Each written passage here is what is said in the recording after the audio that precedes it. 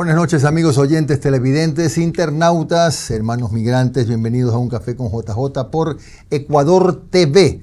Hoy hemos invitado al abogado Gustavo Pareja de Muro, constitucionalista, consultor corporativo y político, director de litigios, conferencista, y nos acompaña para hablar del tema que nos ocupa en estos días a todos, entrando ya casi pues a los últimos días de campaña de la consulta popular. Gracias por venir, encantado, abogado. Jimmy, ¿Por amable. qué el país necesita una nueva constitución? ¿Qué pasa que a la del 2008 la tenemos que descartar? Bueno, porque la constitución actual que tenemos no es una constitución. Vamos a partir por el principio. ¿Qué es?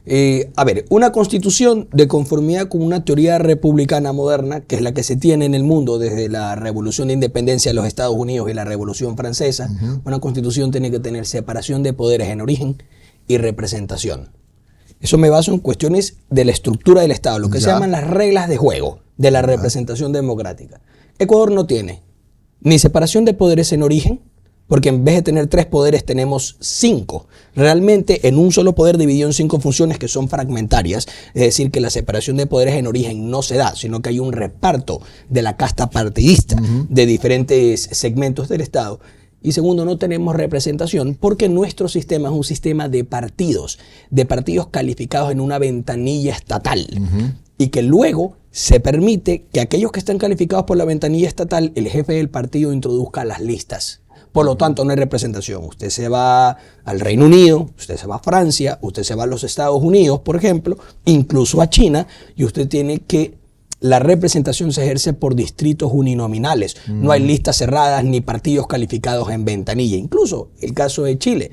En Chile, para formar un partido político se hace una certificación notarial. No es que tiene que ir a un poder electoral, que precisamente es la ley del embudo. Es para impedir el ingreso. Claro que sí. Entonces, de esta cuestión estructural, nosotros no tenemos constitución. Lo que tenemos es una norma fundamental. Como tenía, por ejemplo, la España franquista, tenía las normas fundamentales del reino, etc. Y esa norma fundamental es la norma jerárquica. Pero realmente que sea una república constitucional, lo que se consagró en Montecristi no lo es. Lo que tenemos es un estado de partidos que evidentemente, y el pueblo ecuatoriano lo sabe, es disfuncional. Porque estamos viendo los resultados ahora, pues no. La cantidad de muerte violenta, como que si estuviéramos en guerra. O sea, tenemos unas bajas similares en relación poblacional a lo que hay en el conflicto en Ucrania.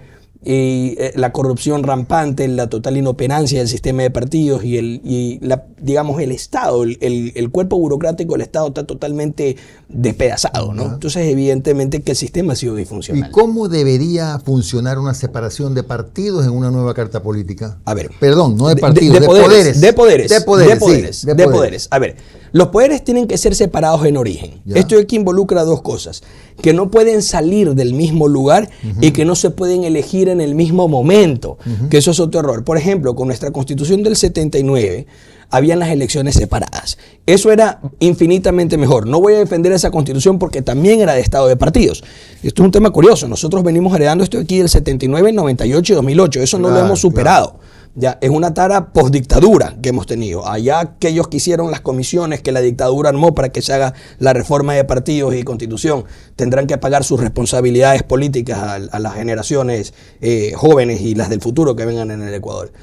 Bueno, entonces, a ver, ¿cómo se hace la separación? Exacto. Ya yo expliqué que tiene que haber primero las elecciones separadas. Ese es el punto de arranque. Segundo, elecciones separadas, o sea, presidente de la República en una elección, asambleístas en otra. ¿Ya? Eso son primordiales. Ya. Ahora bien, no puede salir de las listas de los partidos tanto el presidente como los representantes o los asambleístas o parlamentarios o congresistas. No, sino que lo que tiene que haber es que el presidente se hace por una ronda de nominaciones, van los 2 más votados a un segundo balotaje y se determina cuál gana. Y la Cámara de Representantes en los distritos electorales, que podrían ser las parroquias, se elabora una comisión de distritos que haga el dibujo de distrito, como es en Estados Unidos, los países civilizados son así, ¿ya?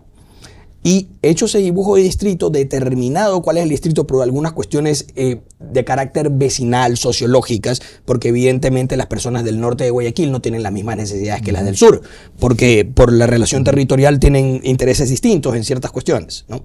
Entonces, Hecho esto de aquí, se puede hacer una elección en la cual la misma población en los distritos nomine a sus candidatos. Esto es lo que se conoce como las primarias. Y de esa nominación se da una ronda de eliminación y pasa a un doble balotaje en donde se determina uno solo el que tiene que ir en representación entre dos. ¿Por qué tiene que ser así? ¿No? Del distrito. ¿Por qué tiene que ser así? Siempre a doble balotaje.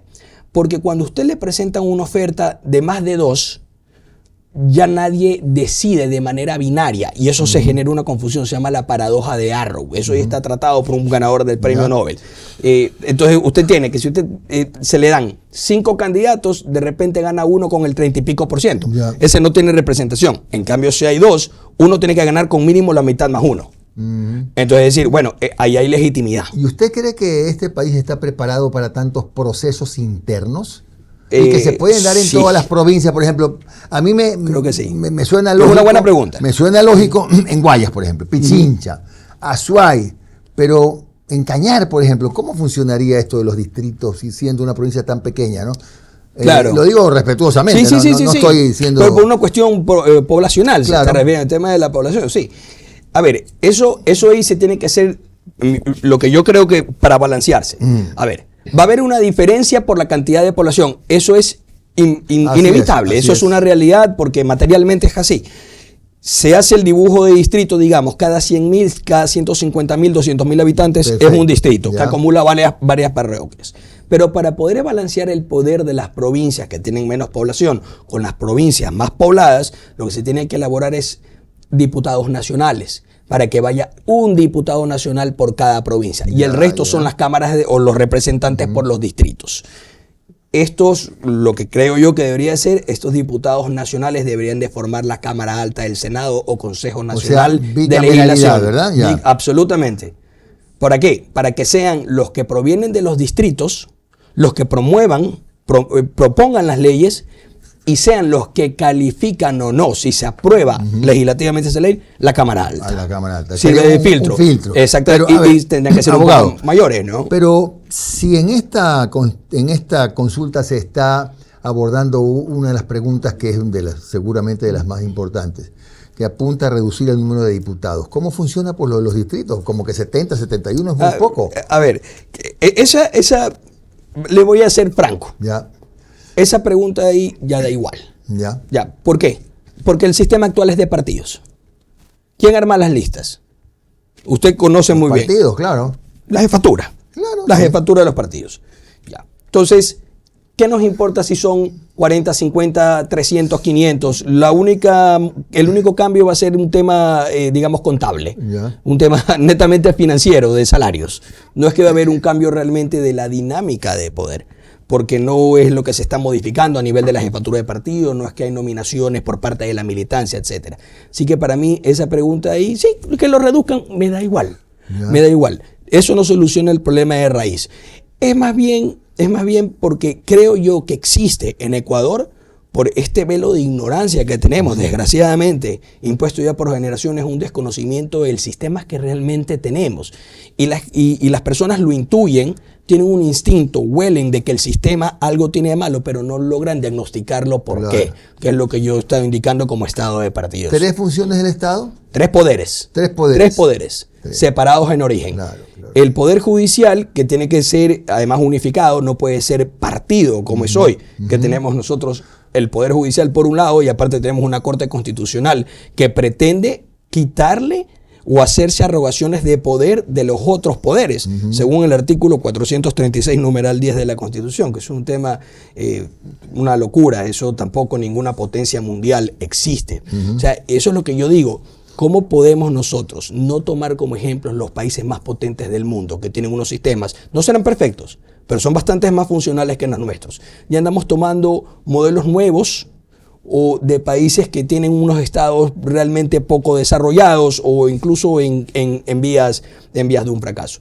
El Poder Judicial, como indicaba, tiene que estar unificado, no puede haber esa separación con Corte Constitucional. ¿Y el Consejo de la Judicatura sí tiene que seguir siendo parte? Pero eso es una cuestión administrativa, que para mí lo importante está en la Corte Suprema o la Corte Nacional, como se le quiera ver.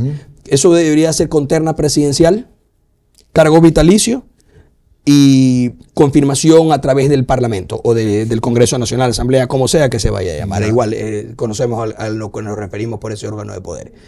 Esa calificación. Ya con el cargo vitalicio, ¿qué pasa? Que el juez supremo ya no se debe a nadie, porque el cargo es para el resto de su vida, como lo es en Estados Unidos. Entonces no es que depende de otros.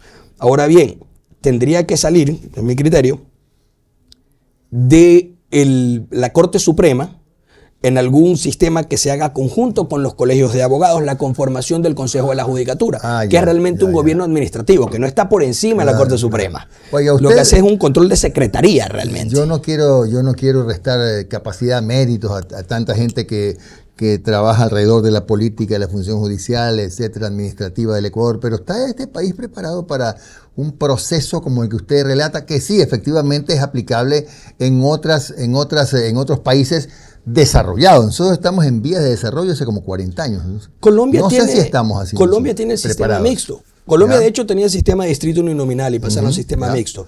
Y nosotros vemos que, digamos, la tradición republicana de Colombia es mucho más potente que la nuestra. Y Colombia es un estado mucho más ordenado con todos los problemas que ha tenido, incluso también el Perú. O sea, me voy a ir a casos cercanos. Claro. Me voy a ir a casos cercanos. No tomemos a Venezuela como ejemplo, pero ya vemos que institucionalmente el país ya llegó hasta un punto en que no puede dar más, muy aparte de las presiones internacionales. Entonces, a mí me parece que si otros países que son parecidos a nosotros culturalmente lo pueden hacer, también lo podemos hacer nosotros. Aparte, tenemos que quitarnos ese miedo que tenemos al pueblo ecuatoriano, el miedo a la libertad de elegir. No tengan ese miedo. Y ya se han hecho los estudios empíricos, estoy aquí. Las clases populares tienden a ser más coherentes y conscientes en su voto de conformidad con sus intereses, de lo que nosotros creemos. En el momento en que se abra la oportunidad para que ellos puedan elegir a quienes consideran que los representan mejor, van a elegir a quienes los representan mejor. Abogado, vamos a hacer una breve pausa en Un Café con JJ por Ecuador TV. Vamos a regresar en el segundo bloque con más temas que tienen que ver con la probable nueva constitución. Entre ellos, si es verdad o no que algunas normas trabaron el progreso del país, qué pasa con las áreas estratégicas, en fin, todo lo que tiene relación con el desarrollo del Ecuador, que según los críticos de la Constitución de 2008 yacen en la Constitución que se expidió en Montecristi. Vamos a ver la opinión del abogado Pareja cuando regresemos.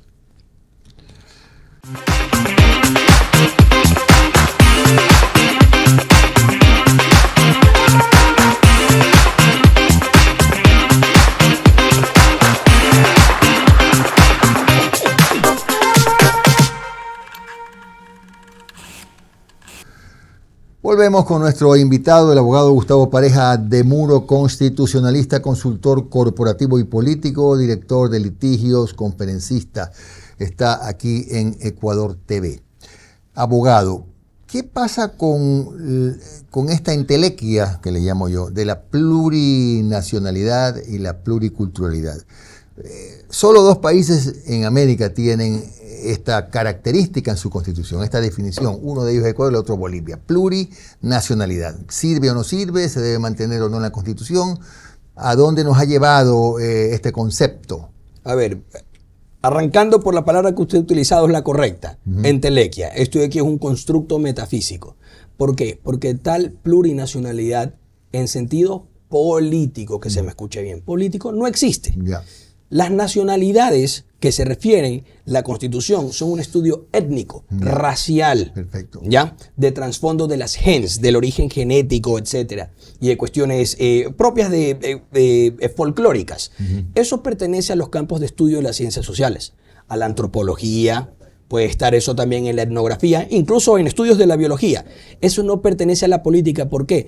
Porque ninguna de esas naciones étnicas, o en un sentido sociológico, han sido Estado. La única que ha sido Estado es la nación política ecuatoriana. La nación política ecuatoriana integra, a través de un prisma cultural unificado, hispano-cristiano, a blancos, mestizos, indios, negros y todos los demás pueblos que han venido a este país y se han integrado y asimilado culturalmente. La nación política es una sola. Claro, usted se pronunciaría por eliminar de la Constitución la plurinacionalidad y mantener la pluriculturalidad. Los indígenas son tan ecuatorianos como yo y como usted.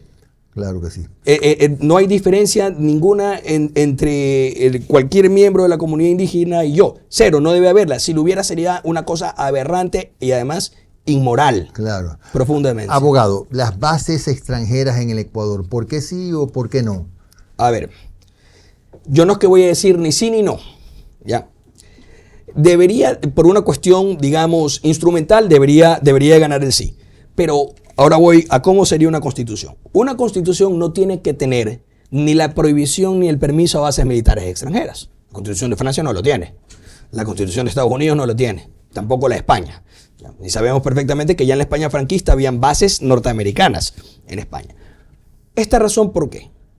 Porque, como usted entiende, la historia militar, la geopolítica, la geoestrategia, las situaciones de los escenarios y el balance de poder son cambiantes. El día de hoy no podemos tener enemigos, claro, pero de repente el día de mañana hay una gran guerra continental y digamos que no va a pasar, pero que China invada Sudamérica. Ajá. Y necesitamos un apoyo porque van a hacer, digamos, claro, operaciones anfibias por las costas nuestras. Necesitamos apoyo de Venezuela y Colombia. Entonces van a decir, no, la Constitución prohíbe, claro, que puedan poner tropas para defendernos. Claro, es decir, eso debería ser potestad del presidente de la República o de la Asamblea. Del Congreso. No de la, exactamente, no de la Constitución. No de la Constitución. Claro. Debería ser que el presidente firme el tratado y es el Congreso el que lo ratifica o no. Y el día de mañana, digamos que hubiera una base. El Congreso Nacional considera que ya no cumple una función estratégica esa base extranjera aquí. Se los invita, claro, a irse, es decir, y se cambia la ley. Si no consta, claro, en la Constitución, no está prohibido y por lo tanto está permitido. Claro, estaría permitido si el pueblo ecuatoriano a través de su Cámara de Representantes claro lo decide, claro que sí, como debe ser, claro, por una cuestión estratégica. Es decir, algo de flexibilización. Exactamente. Sería, ¿no? A ver, las constituciones, precisamente para poder durar y ser funcionales, tienen que ser dúctiles. Las constituciones que son rígidas siempre se destruyen y desaparecen en corto peor plazo. Las que son tan reglamentarias, ¿no? Es que a eso me refiero con la rigidez. Es claro, precisamente claro, eso. Exactamente. El que han querido desarrollar todos los demás códigos en la Constitución. Claro. Ya vemos que es impracticable. Casi no le dejaron nada a los asambleístas, correcto, pero igual se han inventado, hay como 6.000 leyes en este país. Correcto. Si no más. Lo que sí quería hacer un pequeño comentario era que respecto a lo del tema de las bases extranjeras, como ya indiqué, no debería haber ni permiso ni prohibición en la Constitución, sino que eso lo regula el pueblo ecuatoriano cuando lo considere que sea pertinente. A lo que yo sí me opongo, pero eso ya es una cuestión de mi visión de soberanía nacional, es que cualquier potencia extranjera en el Ecuador no puede acantonar más de X número de tropas claro. y no puede tener armamento estratégico, ni sistema de armas estratégicos, sean nucleares, químicos o biológicos, ¿no? Porque nos vuelven un blanco, pues, no, evidentemente. O sea, hay que marcar bien la cancha para que se exactamente, estoy de acuerdo. Eso vamos. Ahora, ¿qué pasa y qué se hace con los sectores estratégicos? Mucho se ha dicho que si es que el progreso, el desarrollo, la inversión extranjera, privada, qué sé yo, ha tenido un freno, ese freno tiene dos palabras que lo describen, sectores estratégicos, ¿es verdad? A ver, ¿qué se haría con los sectores estratégicos? Sí, es que aquí ha habido un problema, que se ha mezclado con sectores estratégicos no solamente los bienes inalienables del Estado, las cosas que son comunes a toda la nación ecuatoriana y los recursos naturales, sino también sectores de generación de tipo industrial, de construcción de infraestructura, etcétera. Eso de ahí no es un sector estratégico, porque no es un recurso natural. Esas son cosas que las personas lo podemos hacer. Yo el día de mañana, si tengo el poder económico y la capacidad intelectual, yo puedo montarme una pequeña estación de generación eléctrica en mi casa. Entonces, no, es el Estado el que lo tiene que regular y es el Estado el que me tiene que dar el permiso para que yo pueda crearlo con la tecnología que yo he comprado, una estación de generación. ¿Qué es lo que pasa ahí? Lo que se da es precisamente una situación de control, pues, para que sea el Estado, a través de la corrupción, desgraciadamente, el que reparta las licencias de quién puede generar energía eléctrica, quién no puede generar energía eléctrica. Por lo tanto, esa confusión de que pretender mezclar recursos naturales y cosas comunes con sectores estratégicos es un error. Otra cosa es que en la Constitución esté que toda la infraestructura crítica, y esto aquí sí, yo soy muy estricto porque para mí el tema de la soberanía nacional y seguridad nacional es vital, toda la infraestructura crítica de la nación tiene que ser regulada por el Estado. Pero no es que el Estado es el prestador y luego delega. Regulada. Porque, ¿qué sucede? El día de mañana, digamos que hay muchas empresas privadas de generación de energía eléctrica y de transmisión y se ponen de acuerdo como cartel y cobran unas tarifas que son realmente excesivas. El Estado ecuatoriano tiene que entrar, darle golpe sobre la mesa y regular. ¿no? Claro que sí. Evidentemente. Una empresa que requeriría, o un área que requeriría regulación, sin duda alguna, y cambio de normas, es la petrolera, ¿no? El problema es que Por nadie supuesto. quiere invertir acá porque si el inversionista pone, qué sé yo, 20 millones de dólares en un proyecto, explota el petróleo, se lo tiene que vender a Petroecuador, y Petroecuador se lo paga cuando quiera y cuando el Ministerio de Economía le sitúe el recurso. Entonces, ¿quién va a querer invertir así, no? Pues la inseguridad es altísima. Ajá. Y es más, la probabilidad es que no te paguen. Claro. Y ya está demostrado. Pero un Estado que tiene, digamos que haya toda la buena voluntad de pagar, el Estado tiene problemas financieros y tiene problemas del manejo de su gasto corriente. Entonces ya lo vuelve aún menos atractivo. Súmele eso, que el sistema legal o la reglamentación derivada de la Constitución de SOE es sumamente rígido y poco amable. No es atractivo. Entonces prefieren no venir otros operadores, que bien podrían venir, y en el supuesto consentido de que se vuelvan nocivos o negativos para el Estado ecuatoriano, el Estado va a tener la potestad regulatoria. Claro. No es que la pierde. Y otro tema, los sectores estratégicos, cuando yo me estaba refiriendo a infraestructura crítica, podrían ser incluso nacionalizados mediante expropiación en un caso de emergencia nacional. No es que el Estado pierda esa capacidad, el Estado tiene poder soberano absoluto. Lo puede hacer. Digamos que el día de mañana, por una cuestión de defensa nacional, hay que nacionalizar toda la red eléctrica. Una cuestión de seguridad. Se la nacionaliza, se paga la debida indemnización a quienes tienen sus plantas privadas, etcétera, y el Estado toma posesión de ellas. Lo que no tiene que ser es que en la Constitución se indique que solamente lo presta el Estado, y como solo lo presta el Estado, luego lo delea, porque eso ya se presta que siempre el Estado tenga que elegir a dedo a quién. Así es. Bueno, yo decía ayer en la entrevista con el ingeniero Jorge Gallardo Zavala, que también una forma de que el Estado no pierda la propiedad, por ejemplo, una hidroeléctrica, es el sistema BOT, pues construye, opera y devuelve, una concesión. Sí, claro. Que también puede funcionar también, sí. y allí no hay una regulación del Correcto. Estado, pero no hay una intervención directa, no. Claro. No, y de hecho yo ni siquiera soy favorable a las privatizaciones, peor que las que se hicieron en Latinoamérica entre los años 80, 90, que no me parece que se hicieron bien. Y usted conoce mejor que yo ese tema. Entonces, lo que sí creo es que el Estado tiene, las empresas que son públicas y son funcionales, que se las quede el Estado. Claro que sí. Pero que el Estado también permita que otros operadores puedan ingresar. Si es que pueden proveer un mejor servicio a la nación ecuatoriana, ¿por qué no? El que se termina beneficiando también es el Estado ecuatoriano. Dígame, ¿el Ecuador tiene demasiados partidos políticos, movimientos políticos, o el problema no es tanto en el número? El problema es el sistema. Mire, Jimmy, el problema, esto es una tesis que yo ya la he venido promoviendo ya hace varios años. El movimiento al que yo pertenezco, Firmes, ya la ha promovido, lo que es lo del diputado del distrito uninominal, la representación por personas. Mario Cubi también lo promovió. He visto que ya lo ha también expresado Ricardo Novoa, entre varias personas. León Fernández Cordero y Sixto Durán Ballén en su momento también se quejaron del sistema de partidos. Ojo, evidentemente como ellos no eran científicos políticos ni juristas, no podían dar un diagnóstico, digamos, técnico. El sistema es terrible y tiene un incentivo perverso. En primer lugar, porque el sistema está siempre encaminado a que sea una pequeña camarilla la que controle todo el sistema político. Siempre el grupo de los jefes, el politburó de los partidos, la secretaría del partido es el que controla el partido. La oferta electoral que recibimos los ciudadanos está dada, es la que nos dan y se acabó. Nosotros no elegimos, nosotros refrendamos lo que venga en las listas. Y súmele un agregado que es ya como para terminar de ser nefasto, que el poder electoral que opera en nuestro país sale de los mismos partidos. Claro. Entonces yo soy juez y parte.